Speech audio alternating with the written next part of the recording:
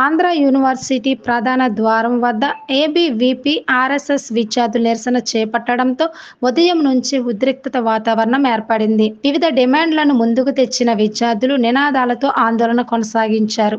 పరిస్థితిని అదుపులోకి తీసుకునేందుకు భారీగా పోలీసు బలగాలు మోహరించగా ట్రాఫిక్కు అంతరాయం కలగకుండా చర్యలు చేపట్టారు. ఈ సందర్భంగా విశాఖ పోలీస్ కమిషనర్ శంకబ్రత బాగ్చి స్వయంగా అక్కడికి చేరుకొని విద్యార్థులతో చర్చలు జరిపారు. విద్యార్థుల అభ్యర్థనలను శాంతియుతంగా వినిపించాలని, చట్టాన్ని గౌరవించాలని సూచించారు. విద్యార్థి సంఘాల ప్రతినిధులు తమ డిమాండ్లను కమిషనర్కు వివరించగా సమస్యను ఉన్నతాధికారుల దృష్టికి తీసుకెళ్తామని కమిషనర్ హామీ ఇచ్చినట్లు సమాచారం.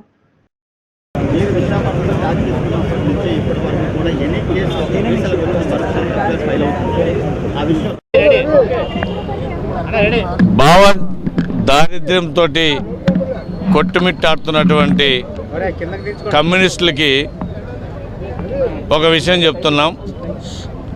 మీరు ప్రజల యొక్క అభిమానాలని చొరగొనండి, ప్రజల యొక్క మద్దతుని తీసుకోండి, ప్రజాస్వామ్యబద్ధంగా బతకండి. అంతేగాని ఏదో కొన్ని సంచలనాలు చేసేసి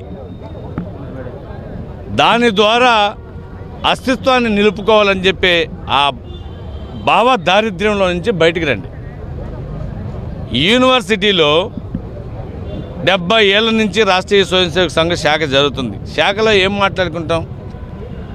మీరు ఆర్ఎస్ఎస్ని పదే మతోన్మాదం అంటారు. మీరందరూ కలిసి ఒకసారి రండి, ఒక 10 రోజుల పాటు ఆర్ఎస్ఎస్ శాఖలో పాల్గొనండి. ఆర్ఎస్ఎస్ శాఖలో ఏం జరుగుతుందంటే కేవలం ఈ దేశం గురించే మాట్లాడుకుంటారు. ఈ దేశం కోసం పనిచేసినటువంటి, ఈ దేశం కోసం జీవించినటువంటి మహానుభావుల గురించి, వాళ్ళ చరిత్రల గురించి మాత్రమే ఆర్ఎస్ఎస్ శాఖలో మాట్లాడుకుంటారు. శారీరక దృఢత్వం కోసం ఆటలు ఆడుకుంటారు. ఆటలు ఆడుకున్న తర్వాత ఈ భరతమాతని కీర్తిస్తూ, ఈ భరతమాత జగజ్జననిగా ఉండాలని చెప్పి కోరుకుంటూ ఒక పాట పాడతారు. దాని తర్వాత మాట్లాడుకునే ప్రతి విషయం కూడా ఈ దేశం, ఈ ధర్మం, ఈ దేశం ప్రపంచ దేశాల్లో అగ్రగామిగా ఉండడం, ఈ సబ్జెక్టు గురించే మాట్లాడతారు. దేశభక్తుల గురించి మాట్లాడుకుంటారు. చరిత్రలో దేశం కోసం ప్రాణాలు అర్పించినటువంటి వ్యక్తుల జీవితాల గురించి మాట్లాడుకొని భవిష్యత్తులో మనం కూడా ఈ విధంగా బతకాలా అనేటువంటిది మాత్రమే శాఖలో మాట్లాడుకుంటారు తప్పితే ఏ మతం గురించి, ఏ కులం గురించి, ఏ మత నాయకుడి గురించి, ముఖ్యంగా మీ గురించి, కమ్యూనిస్టు గురించి ఒక్క క్షణం కూడా ఆర్ఎస్ఎస్ శాఖలో నేను మనస వాచ కర్మణ దైవ సాక్షిగా చెప్తున్నా. నా 25-30 సంవత్సరాల జీవితంలో నేను పాల్గొన్నటువంటి ఏ శాఖలో కూడా మీ గురించి ఊసి కూడా మాట్లాడుకోం. మీకు భావదారిద్ర్యంతో అల్లాడిపోతూ ఈరోజు మా మీద దాడి చేయాలని చూస్తే మీరు చెప్పేవారు అరుణోదయ, అరిచేత్తో అరుణోదయాన్ని ఆపలేరన్నారు కదా. మీరు కూడా అరిచేత్తోటి సూర్యకాంతిని ఎలా ఆపలేరు, రాష్ట్రీయ స్వయంసేవక సంఘని ఆపడం మీ వల్ల కాదు కదా. చరిత్రలో ఒకసారి లెక్కేసుకోండి. మీ పార్టీ ప్రారంభమైనట్టు నుంచి ఎన్ని పార్టీలుగా ముక్కలుగా విభజించిపోయేది? సిపిఐ, సిపిఎం, న్యూ డెమోక్రసీ, లేకపోతే ప్రోగ్రెస్, 100 చీలికలు పేలికలు, ఒక్కొక్క రాష్ట్రంలో ఒక్కొక్క చీలిక పేలికగా మారిపోయిన మీరు మా గురించి మాట్లాడతారా? 100 సంవత్సరాల చరిత్ర, ఒక్క చిన్న విభజన, లేకపోతే ఒక్క మాట తడబాటు కానీ, లేకపోతే ఒక్క అడుగు వెనకేయడం కానీ, లేకపోతే ఒక్క వ్యక్తి ఈ సిద్ధాంతంలోంచి బయటికి పోయి వ్యతిరేకంగా మాట్లాడడం కానీ జరగల. మీ సంస్థల మా సంస్థ గురించి మాట్లాడేది, మీ సంస్థల మా సంస్థ గురించి ఏలెత్తి చూపించేది. మేము మత విద్వేషాలు రెచ్చగొడతామా? నిజంగా మేము మత విద్వేషాలు రెచ్చగొడితే ఈ దేశంలో మీరు బతకగలుగుతారా? ఆఖరికి కేరళలో బతకగలుగుతారా మేము అనుకుంటే?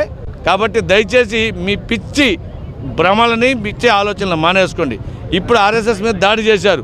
యూనివర్సిటీ వైస్ ఛాన్సలర్కి చెప్తున్నాం, యూనివర్సిటీ 100 సంవత్సరాలు చేసుకున్నటువంటి ఇప్పుడు జరుగుతున్నటువంటి ఉత్సవాల్లో మీరు మంచి ప్రొఫెసర్ కదా, అదేవిధంగా మంచి అడ్మినిస్ట్రేటర్ కండి, ఎవరికి భయపడొద్దు.